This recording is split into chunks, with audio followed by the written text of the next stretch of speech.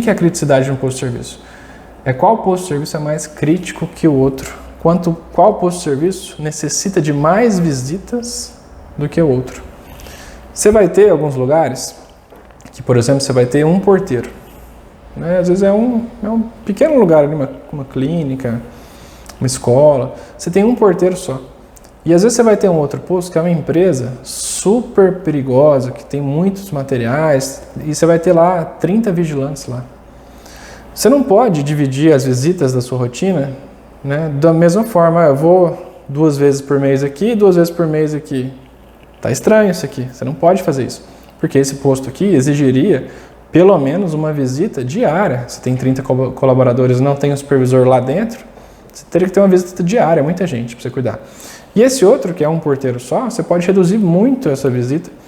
Por quê? Você vai ver que se você for lá uma vez a cada 2 dias, 3 dias, você já não tem mais o que fiscalizar dele, você não tem mais o que conversar, porque o posto não é crítico. Então, você entendendo a diferença disso tudo, é importante para você cadenciar suas visitas e saber quantas vezes você vai precisar em cada posto. E como é que você faz isso? Como que você define a criticidade? Um ponto eu já dei a dica aqui, que é a quantidade de funcionários que tem naquele posto.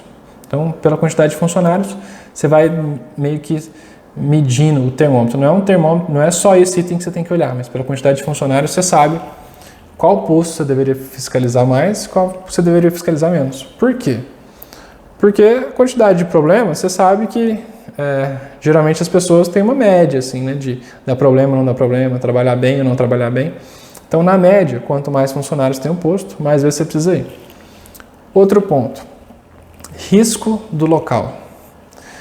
Tem locais que são muito tranquilos, assim, tem a vigilância lá, mas você sabe que é um ponto que às vezes não tem tanto risco assim. Por exemplo, tem condomínios empresariais que tem a vigilância externa e dentro do condomínio empresarial tem uma empresa que tem a vigilância dela e você fiscaliza essa empresa, esses vigilantes que estão aqui.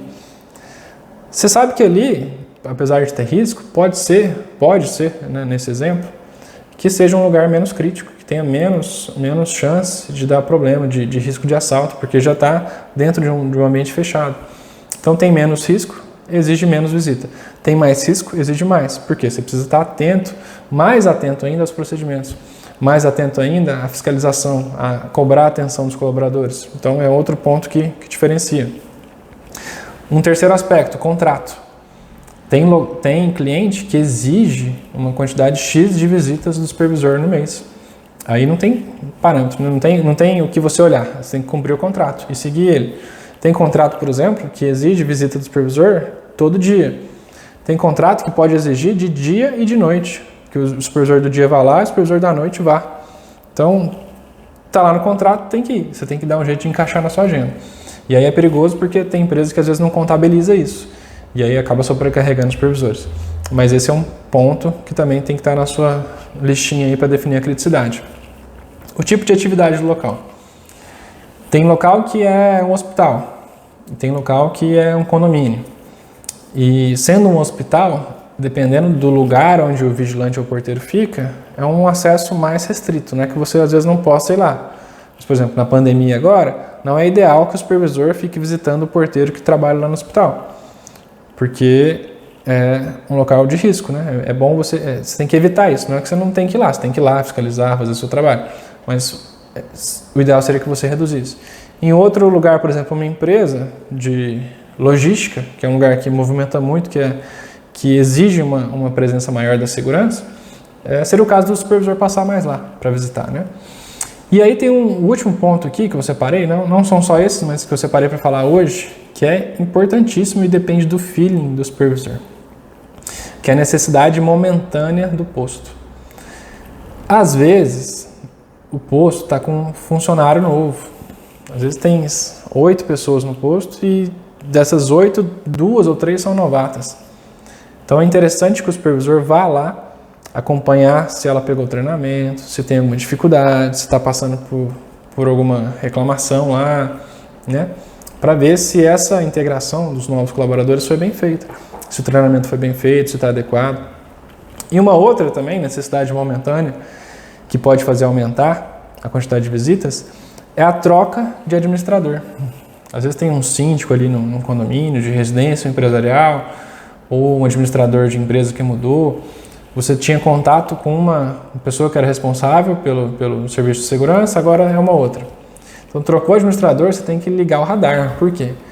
Porque provavelmente ele vai vir com a missão aí de reduzir custos, de olhar o que está errado, né? Vai querer botar às vezes defeito na gestão anterior.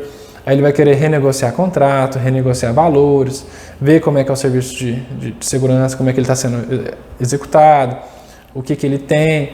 Então é muito importante você já colar no novo administrador, você pegar, se apresentar, mostrar tudo para ele, mostrar todos os seus diferenciais, para ele poder se sentir mais seguro com você, ele saber que você é um parceiro, que ele pode contar com você quando precisar, e evitar aí uma rescisão contratual, dele querer buscar uma nova empresa, buscar alguma coisa mais barata, ele entender o valor do serviço que você presta.